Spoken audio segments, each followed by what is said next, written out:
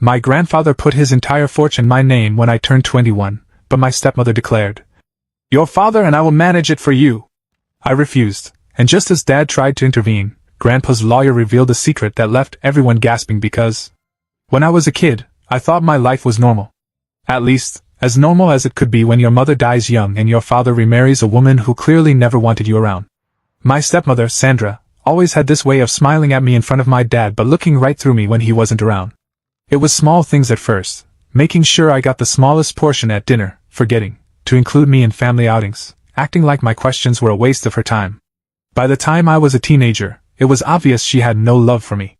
She didn't outright hate me, at least, not in a way she'd ever admit, but she wanted me invisible. If I needed anything, she had a reason why I couldn't have it. "Oh, that's too expensive. You don't need that. Your father works hard enough, let's not be selfish." Meanwhile, her daughters got whatever they wanted.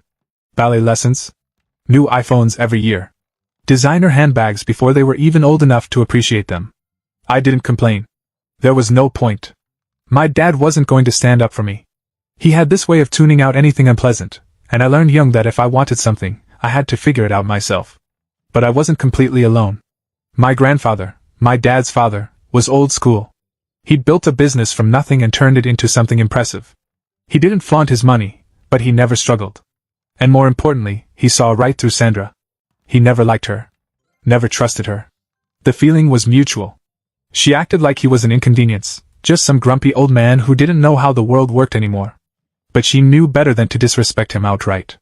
The thing about Grandpa was that he didn't waste words. If he said something, he meant it.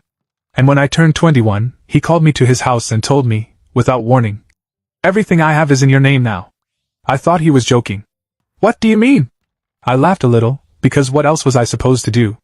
"I put my business, my assets, everything, under your name. It's done." I stared at him, waiting for him to take it back. Tell me this was some kind of test. But he just sat there, watching me carefully, like he was trying to figure out what I was thinking. Grandpa, I don't." He held up a hand. "Don't trust Sandra with a single cent." I wasn't an idiot. I already knew that. But the way he said it, the way his face looked serious in a way that made my stomach turn, made me realize something. This wasn't just about money. "She's going to try and take it," he said. "Don't let her."